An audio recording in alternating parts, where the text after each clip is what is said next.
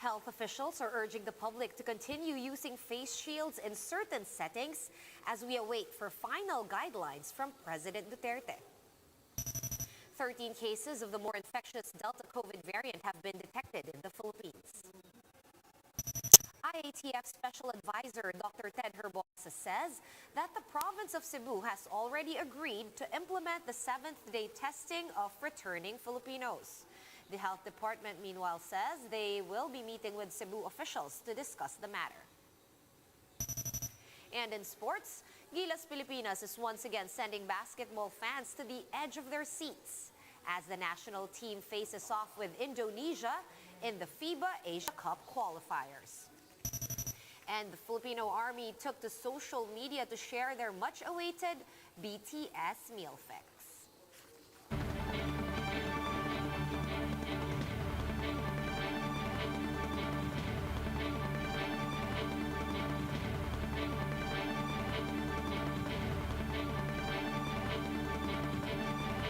Fast, focused, and fearless. Here's a roundup of stories we're watching now. I'm Sean Yao. President Duterte has yet to respond to the IATF's appeal to still require face shields in enclosed spaces. Malacanang had earlier confirmed that the chief executive wants to discontinue the use of face shields except in hospitals. Let's talk more about this with Interior Undersecretary Martin Dino, who joins us live via Zoom. Good evening, Yusek Dino. First off, what is the DILG implementing on the ground right now as we await the final guidelines on the use of the face shields? Are we still status quo on face shields all the time? Or can people outdoors at least and with discretion remove their face shields if pwede? Correct. Status ko pa rin tayo no? Up to this day and up to this time. Wala pang desisyon ang Interagency Task Force and even the President. Kaya lahat po ay nire-require na mag-face shield sa labas man o sa loob ng establishment. So malino tayo dyan. Hanggang ngayon, wearing a face shield is a must. Okay? Alright, so since wala pang bagong patakaran, no, kailangan pa rin lahat mag-face shield sa kahit anong setting for now. Yes? Just to make it clear, Yusek. Dahil kamukha niyan, ang recommendation pa rin ng Interagency Task Force and of course, our people from Health Department or Department of Health is the importance of face shield.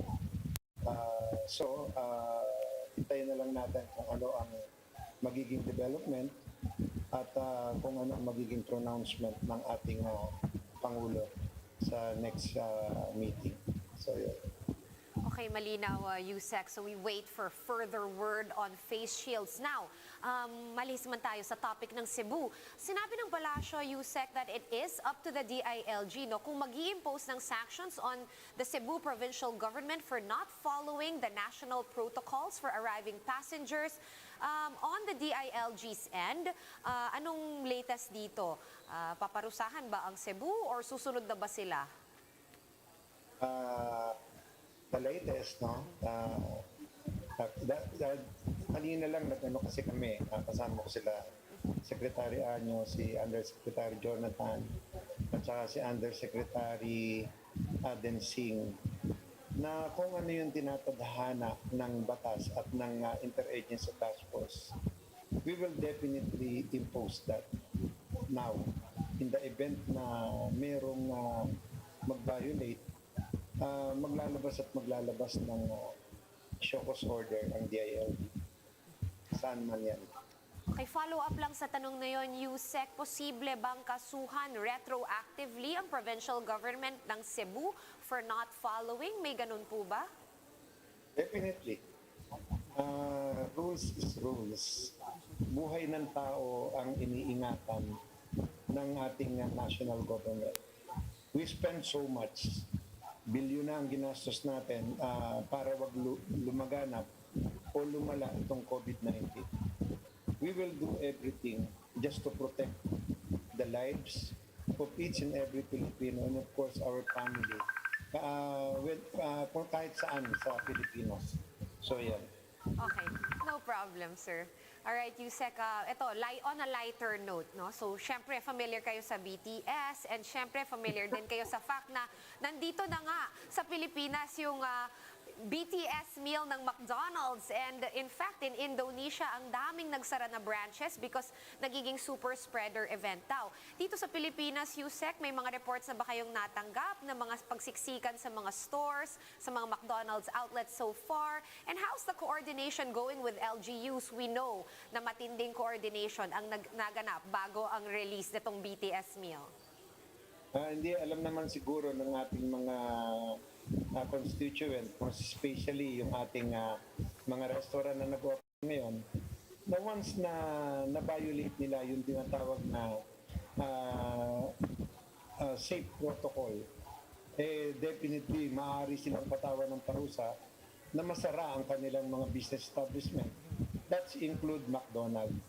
At ngayon naman, siguro nakikita naman natin na kahit na nagluwag na ang Metro Manila, hanggang ngayon talagang limitado pa rin ang mga kumakain sa mga restaurant. And of course, mas marami ngayon ang mga nagte-take out at saka yung mga nagpapa-grab na lang.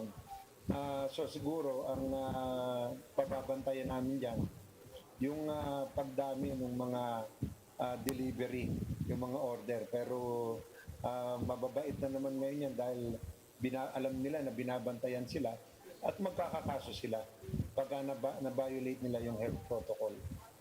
So, yan ang tingin ko. Okay, loud and clear. Maraming salamat sa iyong oras and for your insights, of course, DILG Undersecretary Martin Dino joining us over Zoom. Thanks, Yusek. And Sinovac's COVID-19 vaccine is under scrutiny once again. This time around, it's after at least 350 vaccinated health workers in Indonesia testing positive for COVID-19. Local health officials, however, defended the China-made jab, noting that fully vaccinated people may still contract the disease but avoid the result of death. Greg Gregorio with the report. The health department and the vaccine expert panel have downplayed reports that at least 350 medical workers in Indonesia contracted COVID-19 even after getting vaccinated with Sinovac's jab. Health officials say that it's normal for vaccinated people to still get the virus because of what they call a breakthrough infection. Dito makompute mo to kung gaano ka-effective ang bakuna. At alam naman natin na hindi naman 100% effective lahat ng bakuna, whether it's Sinovac or other vaccines, no? Ang tanong lang doon, when they develop COVID, despite getting the vaccine, naging severe ba sila?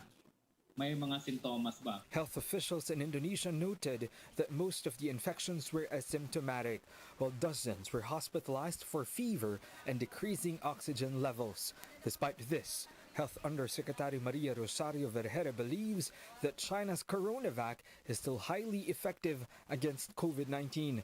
But the fact of the matter would be that it was reported 300 yung nagkasakit. So 300 out of the 5,000 would be around 2 to 3%, and that leaves you with still 97% effectiveness of this vaccine.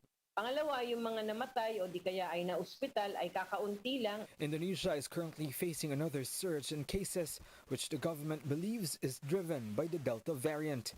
The said SARS-CoV-2 variant is believed to be more transmissible than the original strain of the virus and similar to other variants of concern declared by the World Health Organization.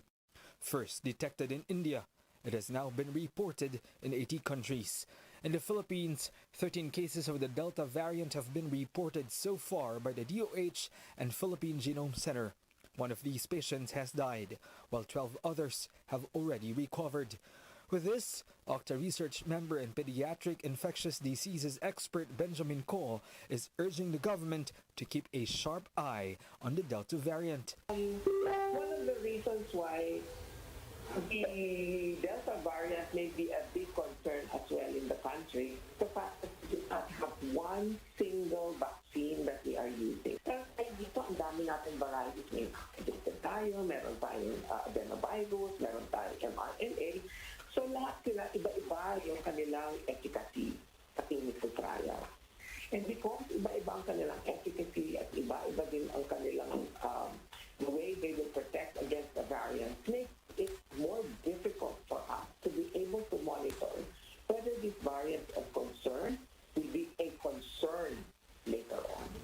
Another member of the Octa research also says that the prevalence of COVID variants should not discourage the public from trusting the vaccines approved by the government. Any protection is better than no protection, and so we have to simply move forward, and we will see what will happen as we try to achieve containment and herd immunity in the NCR +8. For News 5, Greg Gregorio, we are One News. And Special Advisor to the IATF, Dr. Ted Herbosa, says that Cebu has already agreed to test arriving passengers after 7 days. In an interview with us here on One News, Herbosa said that Cebu's swab upon arrival policy is dangerous. The province of Cebu earlier this week said that they would stick to their own protocols despite President Duterte's order. This is the safer alternative. I think lessening this will actually increase the chances of slippage, but also doing 2 swabs will be costly, because if you do one on arrival and do one on the 7th day, I think many people will also complain. The health department is slated to meet with officials in Cebu to iron out border restrictions in the province. Kapag ikaw ay nasa 7th day ng iyong pagka-quarantine, ang residual risk, ibig sabihin yung maari mo pang maipanghawa sa iba kung sakaling ikaw ay i-discharge on the 7th day, ay nasa mga 3% pa rin, ano? Pero kapag dumating ka sa 10 araw nung quarantine mo, it goes down to less than 1%.